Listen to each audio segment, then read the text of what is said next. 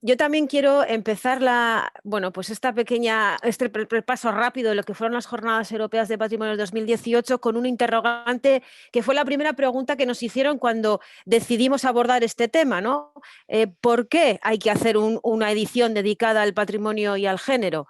Bueno, pues principalmente había que hacerla y elaboramos una serie de respuestas que hoy siguen estando vigentes y que nos han permitido desarrollar un proyecto más ambicioso como el que estamos aquí hoy trabajando o estamos hoy celebrando, ¿no?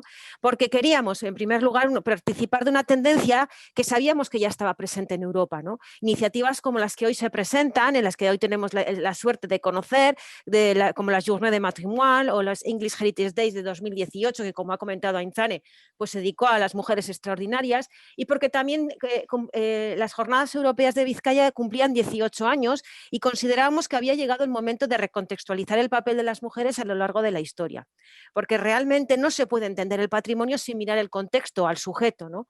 Además, era el momento de superar los estereotipos y también era el momento de aportar unas ricas lecturas que fueran más allá de los tópicos, con un objetivo, dar una visión plural de nuestro patrimonio, esta vez en clave femenina, que nos redescubra toda la riqueza de sus aportaciones. La campaña tuvo una serie de enfoques, pero que tenía un objetivo principal, ¿no? Un tema complejo como esto necesitaba gran variedad de enfoques.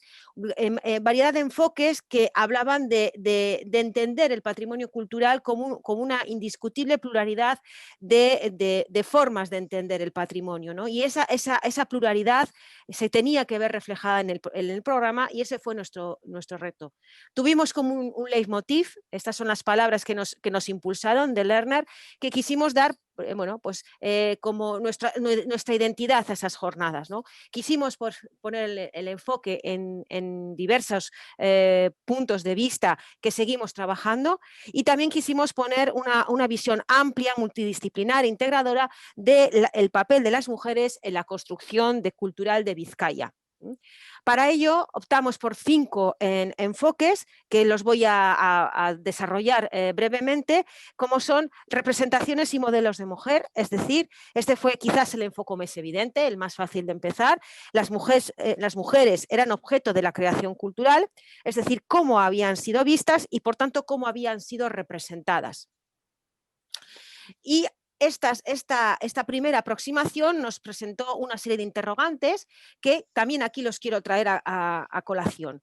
¿Responden estos modelos a la realidad o son más bien modelos idealizados? Y si lo son, ¿quién propone el modelo? ¿A quién? Y sobre todo, ¿para qué? El segundo de los ítems o temas que presentaron las jornadas fue obras y creaciones realizadas por mujeres. Es decir, es aparentemente la visión opuesta a la anterior, representa a las mujeres como sujeto de la historia, y con estas actividades quisimos volver a recordar los nombres de mujeres de vizcaínas ilustres, ¿no? Pero también no solamente sacarlas, quitarles el polvo, sino simplemente también invitar a la reflexión a la ciudadanía, ¿no? Y preguntar cuestiones como, ¿son casos excepcionales? Y si lo son, ¿qué circunstancias hicieron que pudieran romper la norma y destacar en un mundo de hombres? Pero también podían no serlo tanto. Y entonces, ¿qué debíamos preguntarnos? ¿Ha habido otras mujeres? ¿Dónde están? ¿Por qué es tan difícil dar con ellas? ¿Cómo podemos redescubrirlas? Y lo más importante, y donde surgió el compromiso de no volver a olvidarlas una vez terminadas las jornadas europeas del 2018, y sobre todo donde, y como consecuencia de ese deseo que teníamos, fue comenzar este proyecto Women's Legacy. También quisimos hablar sobre los espacios de y para las mujeres, reinterpretar los lugares de nuestro patrimonio cultural en clave de género. Se propusieron visitas a espacios exclusivamente femeninos, como los conventos, pero también a otros lugares convertidos en centros de socialización improvisada, ¿no? A través del trabajo cotidiano, con los mercados, los lavaderos, las fuentes. La idea era acercarnos a los lugares habitados de las mujeres. Por una parte, a las casas de todo tipo, a los caseríos, a los palacios, a las viviendas urbanas, a las viviendas burguesas, a los barracones de obreros. Dentro de estas casas se proponía interpretar los espacios comunes y también aquellos claramente diferenciados según los sexos. Introducirnos en aquellas instancias donde se distingue la vida privada de la vida pública, para ver cuál es, en cada época, el papel de las mujeres en una y otra estancia. Y quien dice la casa, Dice también las ciudades y los municipios, el urbanismo. Cada vez está más claro que las calles y plazas tienen género. Lo tienen hoy, pero también lo han tenido en el pasado. Había que volvernos a interrogar sobre el espacio. Por otra parte, tenemos los trabajos, oficios y saberes, labores desempeñadas principalmente por las mujeres, muchas actividades que se engloban en trabajos de mujeres.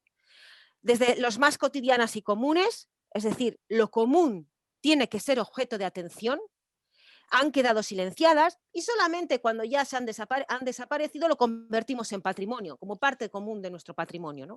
La matanza, el trabajo rural, la pesca, ¿no? Por nuestra carencia personal o mía en particular, el papel de las mujeres en la industria, ¿no? Las obreras, las mineras, porque no hay que olvidarse que la revolución industrial también tiene sexo, tiene en este caso sexo femenino, ¿no?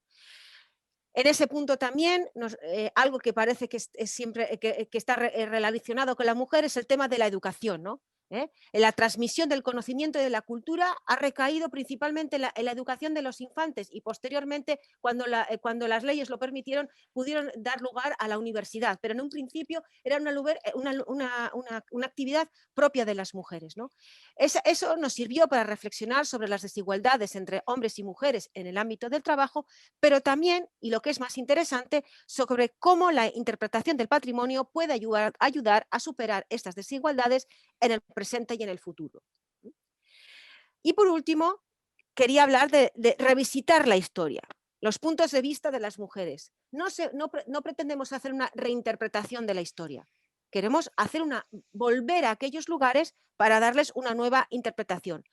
Actividades que invitamos a volver a periodos concretos de la historia, a fijarnos en algunos, volver la vista atrás y volvernos a interrogarnos, a relatarlos, ¿no?